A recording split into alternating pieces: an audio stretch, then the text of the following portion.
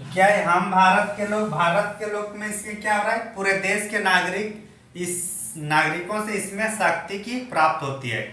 हम भारत के लोग भारत को एक कैसे राज्य बनाना है, संपूर्ण प्रभुत्व संपन्न।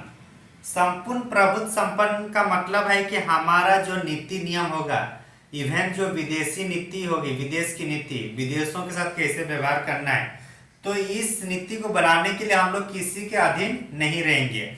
हम लोग पाकिस्तान से रिश्ता रख भी सकते हैं, रिश्ता तोड़ भी सकते हैं, अमेरिका से रिश्ता बना भी सकते हैं, तोड़ भी सकते हैं, यूक्रेन से या रसिया से बना भी सकते हैं, तोड़ भी सकते हैं। इसमें किसी शक्तिशाली देश की हस्तक्षेप हम लोग नहीं मानेंगे।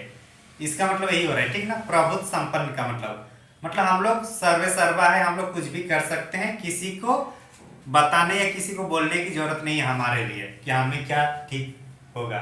समझ में आ गया? प्रभुत्व संपन्न समाजवादी, समाजवादी का मतलब है कि प्रकृति ने जो संसाधन दिया है उसमें समाज के सभी लोगों को समान भागीदारी देना है। तो मतलब जो प्रकृति ने दिया है उसको कोशिश करने की सभी लोगों तक जो संसाधन है उसका समान रूप से वितरण हो सके। समझ में आया? ये जो समाजवादी शब्द है ये संविधान के टाइम नहीं था, ये कब आया, 42 अमेंडमेंट के तहत इसको शामिल किया गया। समझ में आया? प्रभुत्व संपन्न समाजवादी पंथ निरपेक्ष, कहीं कहीं धर्म निरपेक्ष लिखा रहता है तो उसको पंथ निरपेक्ष कीजिएगा। पंथ निरपेक्ष का मतलब होता है, जैसे पंथ का मतलब होता है एक टाइप से समुदाय के रूप में, जैसे कि हिंदू धर्म, ईसाई धर्म, सिख, ये सब जितना भी धर्म है, तो ये हम लोग किसी भी धर्म को हम लोग इग्नोर नहीं करें, मतलब हम लोग सभी धर्म को मानेंगे, लेकिन राज इसमें मतलब सभी धर्म को राज कहीं से कुछ सहायता नहीं देगी, ठीक ना। मतलब ये सकारात्मक वाला है कि राज सब मतलब कोई भी एक धर्म को नहीं माने बल्कि सभी धर्म का रेस्पेक्ट करेंगे। कौन? राज। समझ में आ गया? तो धर्म निरपेक्ष हो गया। लोकतांत्रिक गणराज्य, लोकतांत्रिक मतलब लोगों का तंत्र, तो आप तो समझ में आ गया लोकतांत्रिक क्या है, समझे ना? हाँ जी। गणराज्य का मतलब होता है कि देश का प्रमुख व्यक्ति, तो देश का प्रथम नागरिक कौन है, राष्ट्रपति। तो राष्ट्रपति यहाँ चुन के आ सकते हैं या फिर राष्ट्रपति यहाँ कोई भी बन सकते हैं, हम बन सकते हैं, आप बन सकते हैं, कोई और भी बन सकते हैं। तो ये कोई जरूरी नहीं है कि ये प्रधानमंत्री या पहले जो राजा लोग थे उन्हीं लोग का सदस्य हो। जबकि फ्रांस में क्या होता है, वहाँ का जो राजा है, वहाँ की जो अपनी राजशाही परंपरा है वहीं से बनता है कि नहीं? हाँ, तो हमारे गणराज्य का मतलब है कि जो देश के प्रमुख व्यक्ति है वो कोई भी वहां तक पहुंच सकते हैं, बन सकते हैं। समझ में आया? तो इतना तो समझ में आया कि हम भारत के लोग भारत को एक संपूर्ण प्रभुत्व संपन्न समाजवादी पंथ निरपेक्ष लोकतांत्रिक गणराज्य बनाने के लिए, समझ में आ गया इतना दूर? तथा इसके समस्त नागरिकों को, मतलब हम सभी को, तथा इसके समस्त नागरिकों को सामाजिक, आर्थिक, राजनीतिक न्याय, क्या चीज का न्याय मिल रहा है हम लोग को, सामाजिक, राजनीतिक और आर्थिक, मतलब तीनों में हम लोग को न्याय मिलेगा। किस किस में? सामाजिक, आर्थिक और राजनीतिक न्याय। तो क्वेश्चन ये पूछा जाता है कि हमारे प्रस्तावना में या हमारे संविधान के प्रस्तावना में कितने चीजों की न्याय की बात की गई है, तो 3 चीजें कौन कौन सी, सामाजिक, आर्थिक और राजनीतिक।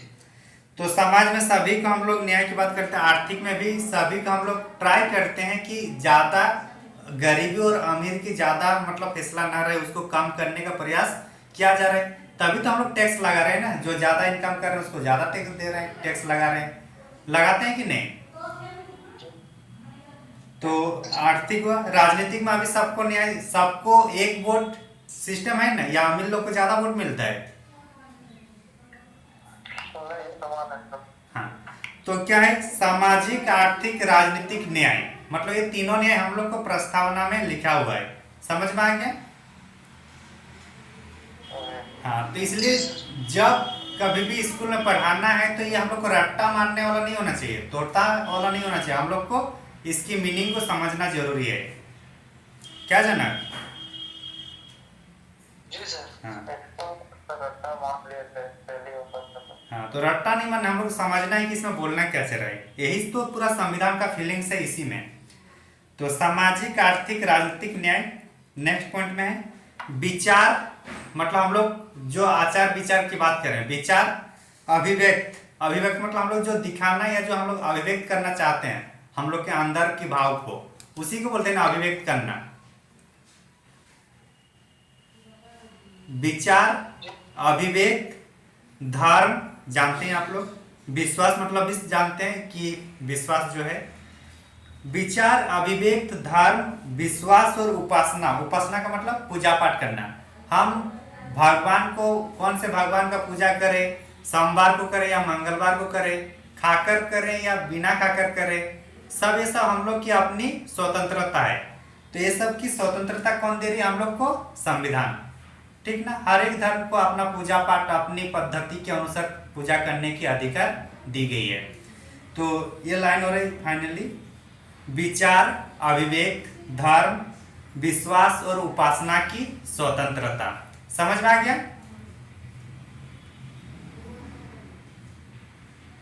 हाँ। नेक्स्ट पॉइंट है प्रतिष्ठा और अवसर की समता प्राप्त करने के लिए। प्रतिष्ठा तथा अवसर की समता प्राप्त करने के लिए।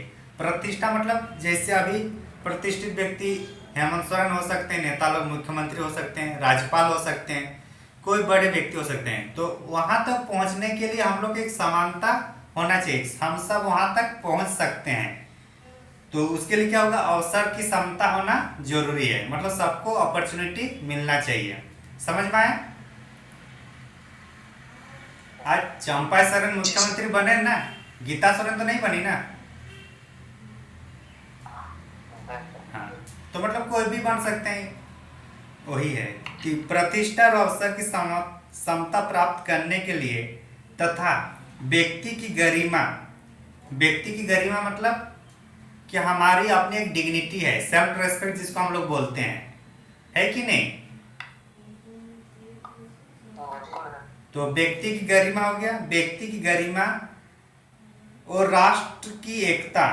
राष्ट्र की एकता का मतलब जैसे भले हम लोग छोटे छोटे राज्यों में विभक्त हो गए लेकिन फिर भी हम लोग एक है, एक राष्ट्र है कि नहीं? राष्ट्र की एकता और अखंडता। अखंडता मतलब हम लोग खंडित नहीं होंगे। भले राज्य अलग अलग हो सकते हैं प्रशासनिक के आधार पर, लेकिन साथ मिलकर हम लोग एक रहेंगे। राष्ट्र की एकता और अखंडता सुनिश्चित करने वाला, ये सबको बनाए रखने के लिए क्या होगा? एक बंधुत्व होना चाहिए कि नहीं? भाईचारा होना चाहिए कि नहीं?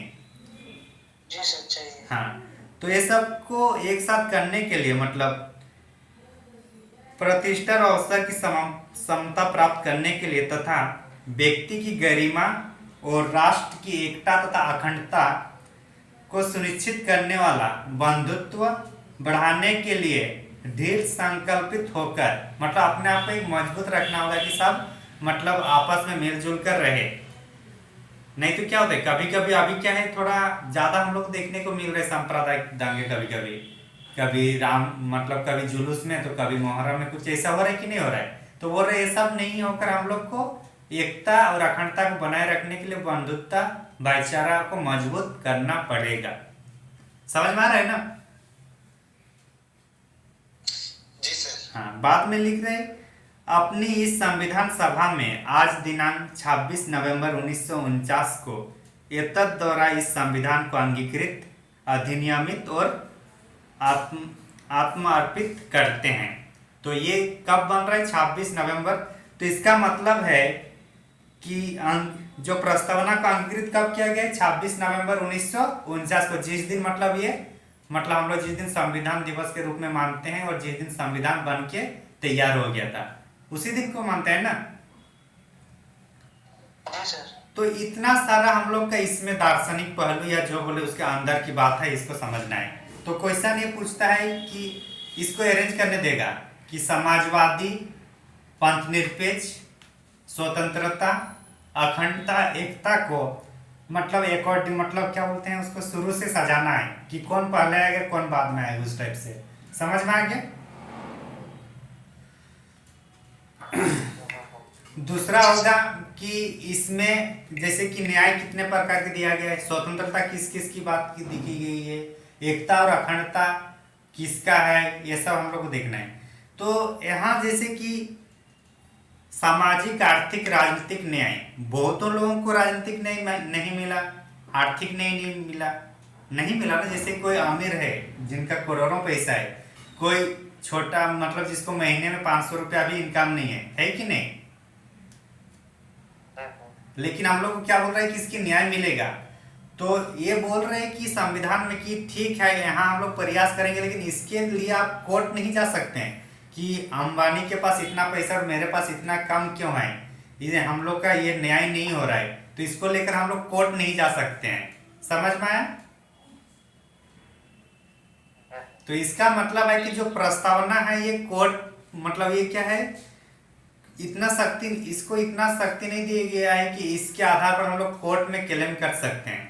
तो क्या होगा, ये न्याय के मतलब न्यायालय में इसको हम लोग ले नहीं जा सकते हैं प्रस्तावना को। समझे? समझ में आया कि नहीं? इसको इसलिए इसको गैर न्यायिक बोलते हैं। क्या बोला जाता है? गैर न्यायिक। समझ में आ गया? और इसके द्वारा ना तो विधायिका को इसके माध्यम से कोई शक्ति भी नहीं मिलता है, और न ही प्रस्तावना किसी शक्ति मतलब किसी नियम को रोकने की भी शक्ति रखता है। तो ये इस तरीके से मतलब इसके बारे में हम लोग जानना चाहिए हम लोग को, प्रस्तावना के बारे में। यह ना तो न्याय मतलब ये गैर न्यायिक प्रकृति के हैं, मतलब इसके जो प्रावधान है उसको आधार बनाकर हम लोग न्यायालय में नहीं जा सकते हैं। इसके आधार पर कोई विधायिका शक्ति मतलब विधायिका विधि बनाने के लिए भी मजबूर नहीं है, और ना ही इसके माध्यम से किसी नियम को हम लोग रोक भी सकते हैं। समझ में आया प्रस्तावना?